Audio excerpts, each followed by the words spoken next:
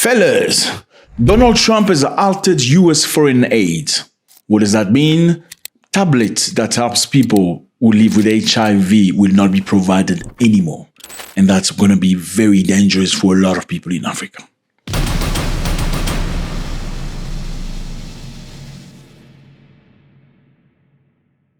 What's up, everybody? I hope you're doing good. It's not a beautiful day, but thank you for stopping by. You are very much appreciated.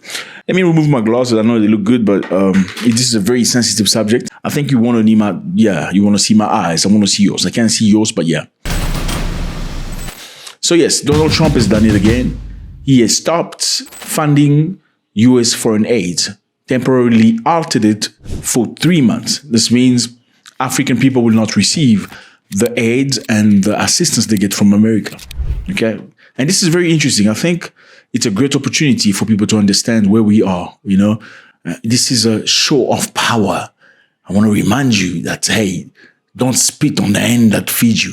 So you cannot have your position because I feed you. Therefore, if you have a neutral position, I'm going to take away things that I give for you. It's very crucial to be independent. Have your own things, you know, do your own things. Fund yourself in multiple ways. Have multiple streams of income.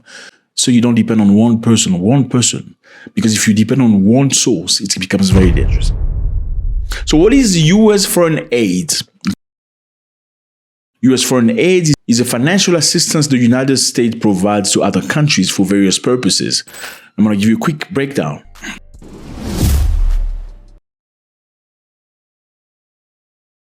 The economic assistance supports development, infrastructure, and economic growth in recipient country. So they assist you for your economy.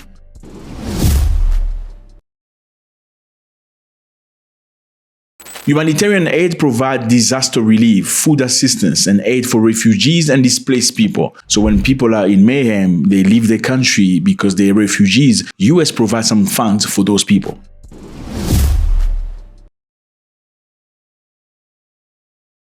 Military aid offers military equipment, training, and funding to foreign militaries.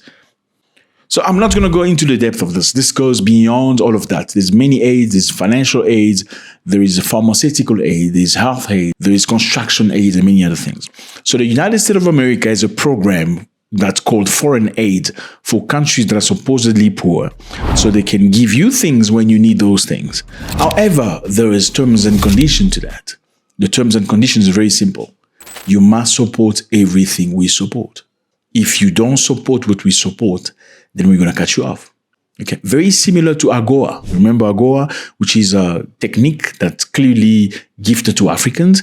It's a way for Africans to take their stuff, to go sell their good in America at a very reduced price, very reduced tax rate. Okay. Allowing Africans to make benefit and profit. So you're going to be part of AGOA as long as you do things the way we want. If we say in your country, you must allow men and other men to do, you know, if you don't allow that, you're going to be sanctioned. We're going to kick you out of AGOA. We're going to stop the funding.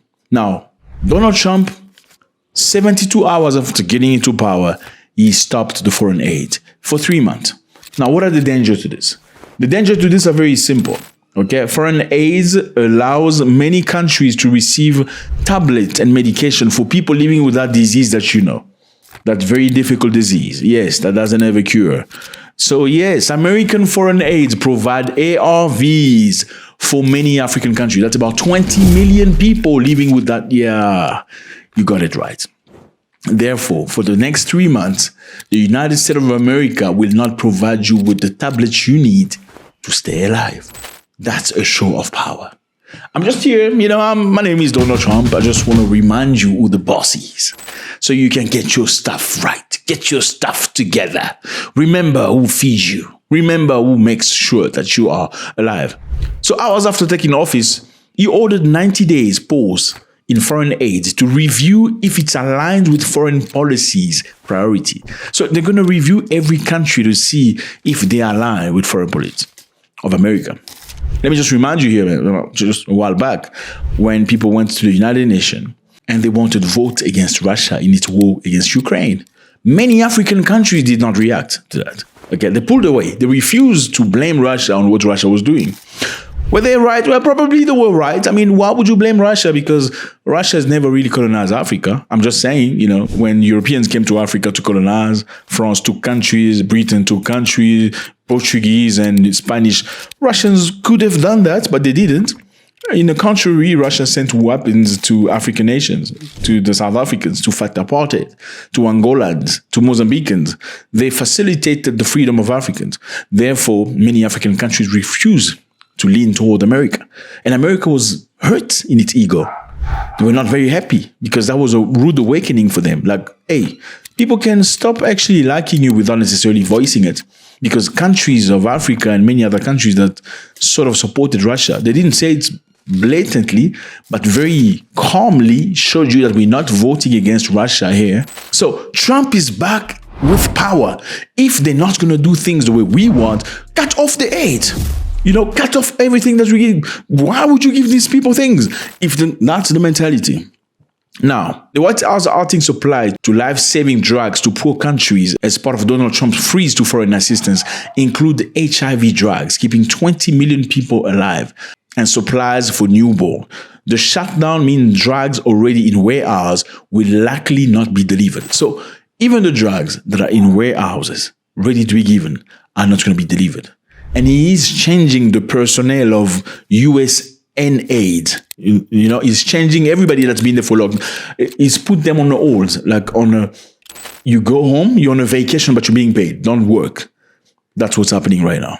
Now, many Africans are very, very worried because of things that are going to happen. I'm just going to cite you some of the countries that included with what's called PEPFAR. PEPFAR is the program that America provides for poor nations. We have Angola that's included, Botswana, Burundi, Cameroon, Cote d'Ivoire, Democratic Republic of Congo, Dominican Republic, Eswatini, Ethiopia, Haiti, Kenya, Lesotho, Malawi, Mozambique, Namibia, Nigeria, Rwanda, South Africa, Sudan, Tanzania, Uganda, Ukraine, Vietnam, West Africa region. Zambia, Zimbabwe, many other countries are going to be affected with this program, especially when it comes to the medical stuff. I think this is very interesting, fellas. We need to think about this. Why would you give somebody so much power over your life? Why? Why would you do that? Why would you do that? This is why I think about Thomas Sankara that's always said, you shouldn't be beggars. I think this is a great opportunity for Africans to think for themselves. I think this is actually a very good opportunity for Africans to say, you know what, Mr. Trump, with all due respect, we don't want your help anymore. I think this is an eye-opener for many African nations to understand that it is time to be truly independent. And you can never be truly independent if you're receiving things coming from other people, especially if they're not even your people. Donald Trump said it very clearly. He said those are shithole countries. That's how he feels about you. It's not even political. That came from the bottom of his heart when he said, these are shithole countries. That's what he thinks. And you still want to get things from him? Can't Africans make their own antiretrovirals? There are some countries that are trying. South Africa is trying, but very small. Uganda is trying, very small. But they cannot because they still get so much from this UN foreign aid. What the foreign aids are? Financial foreign aids, they give you money to do development. It could be infrastructure, building road, building buildings. Let's say they give you 100 million. Now you want the 100 million, they're going to tell you, okay, your 100 million, you need to build such and such a building. If you say, okay, in my 100 million, I think I actually want to buy Apache helicopter, or I want to buy a brand new missile. They say, no, your 100 million is not for Apache. You are not going to spend it on that. You're going to spend the money we gave you on things we want you to spend on. And you're going to buy in America. Oh, no, I actually decided I want to acquire technology for intelligence to protect my people, to, fight against threats. No, you can't do that. You can only spend this money to buy biscuit for the children. Yeah, that's how it is. So the aids people get, whether it's UN foreign aid or aid for any other country for that matter, they're going to comment on how you're going to spend the money. Is that really aid? So the equivalent of 100 millions that they have in America compared to 100 million they give you as aid, it's not the same. They can use the 100 million to buy missiles, the version of Orishnik, but you can't. You cannot do that. I think it's an opportunity for Africans to wake up. You know what? You remember Russia used to supply a lot of oil and gas to Europe. Over 60% of European gas came from Russia, especially from Germany. And it was very difficult to put pressure on Russia because Germany needed so much of Russia. You know what they did? They destroyed gazoduct, the Nord Stream pipeline. They destroyed it, right? They completely bombarded it with which goal? So that Europe can be independent, less dependent of Russia. Is Europe fallen on the ground and suffering? Not necessarily. They're doing actually okay. They found a way to live without Russian gas. Now, that's exactly what Africans need to do. They need to say to Mr. Trump, with all due respect, sir, we don't want your aid anymore. How about you keep PEPFAR? We don't want it anymore. Please keep PEPFAR. We're going to find alternative ways, But beside that, we don't want your aid anymore. From now on, also, please take your military base and go back home. You say you don't want to help Africans anymore. That's fine. So, your military base are in Africa with the goal of helping Africans, right? Okay, please take your military base as well. Because we know you have a base in Ghana. Take the military in Ghana, send them back to America. We know you have a base in Djibouti. Take your military from Djibouti, send them back to America. That's what Africans need to do.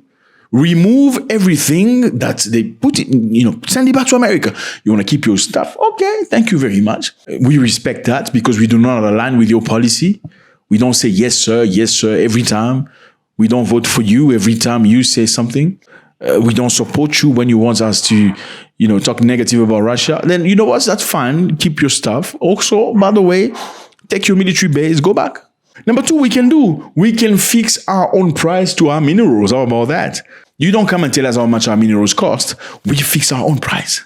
That's how Africans should respond to that. We are setting the price of our minerals. How about that? For your technology, you need coltan, cobalt, uranium, all that stuff is in the continent. That's what it is, fellas. That's the situation. It's very sad because many Africans are going to be touched. There's many millions of people that are affected with that disease that South Africa is the number one with the most people. Estimate about 8 million people in South Africa are positive, and many among them are taking ARVs. That's followed by Nigeria. It's number two. I'm not saying that this is not for play. Okay, don't bring your stuff. Go do your own research. You're gonna find out. That's what it is.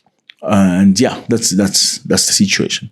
And I think this is an opportunity. Instead of us fighting over who said what, it should be about us coming together, finding solutions as Africans. Did you hear him say, I'm not going to send aids anymore to Germany? Well, Germany doesn't pay all the money it needs to pay for NATO. Did America say we're coming out of NATO? No. They didn't do that. So they're not going to punish the Europeans, but they're going to punish you. They're not going to punish the European for not contributing enough in NATO. He's been crying about that for many years. But you're going to be punished because you chose not to vote against Russia.